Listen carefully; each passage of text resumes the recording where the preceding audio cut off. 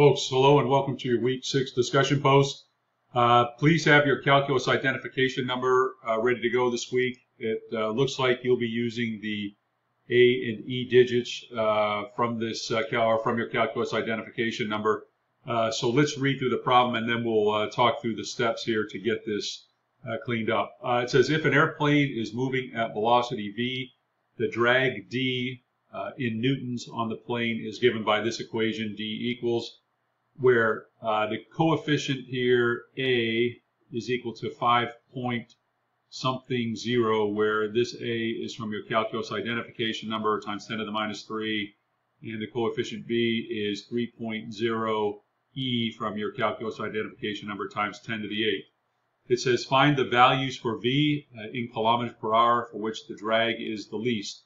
Round the answer to one decimal place and finishes up with this note. Both coefficients A and B already account for the unit conversion from meters per second to kilometers per hour. So go ahead and grab your A and E digits from your calculus identification number, excuse me, and go ahead and make the substitutions in here so that you find the A coefficient and the B coefficient.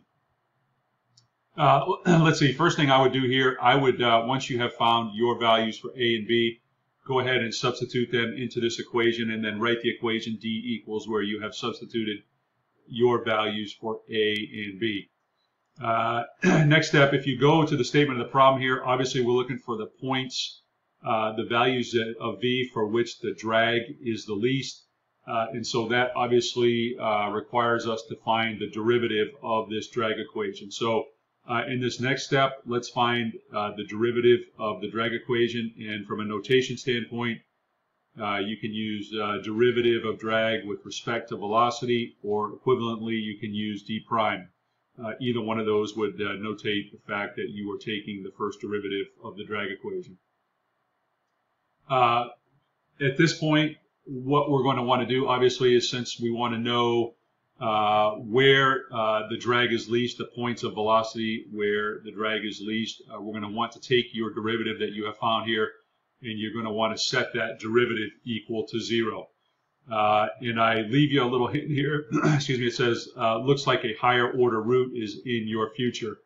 And the reason I say that is this. If I go up to the drag equation here, and I take the first derivative of this, when I take the derivative of this term, I believe what you're going to have is a velocity cubed in the denominator. So what I suggest you do is take your derivative and multiply. There's going to be two terms. After you've taken this derivative and this derivative, the two terms that are in the derivative, I would multiply both by v cubed so that you have no terms in the denominator. And then you can go ahead and solve that equation or that derivative set equal to 0. You can solve that for v.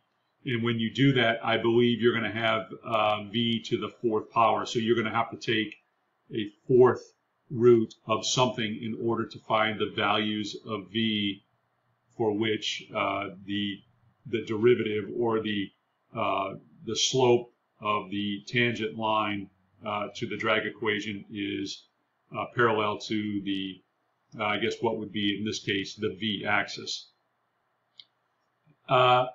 So once you have done that and you've come up with a numerical solution for velocity, in the instructions we don't ask you for a graph, but I think it would be good practice for a calculus student to go ahead and find or go ahead and graph the original drag equation, and obviously you can look at the point at which a tangent line would be 0, and obviously from a visual standpoint, that would mean that line is parallel to the velocity axis. And I said that Santa Claus will bring those of you who go ahead and do that graphical test a nice special or an extra special gift for Christmas this year. So again, that's just good practice actually. So I hope everybody will do that. Very quickly here to finish up from a rubric standpoint, again, looking for everybody's best effort on that first post. Do the best you can there. If there are any, if there's a request For follow-up, I will have that in a note to you within 24 hours, so make sure you check back for my review of your discussion post. And then finally, make sure your work is done neatly and professionally in an equation editor, and I'll look forward to seeing those on the discussion board. Hope everybody's having a great week. I look forward to seeing these posts on the board, and if there's anything I can do to help you, please let me know. Take care.